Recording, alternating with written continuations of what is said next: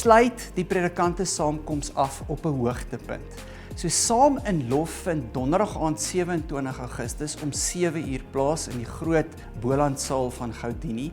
En dit is 'n musiekproduksie wat bestaan uit verskeie kunstenaars en daar's 'n hele paar verrassings op die verhoog die aand, saam met fantastiese musikante wat 'n produksie bymekaar sit wat 'n klomp Afrikaanse liedere wat ons ken, maar ook 'n klomp van die kunstenaars se eie musiek na die verhoog toe bring. Die wonderlike is, en ek dink dit is die eerste keer wat ons op 'n manier in die NG Kerk so 'n produksie aan mekaar sit.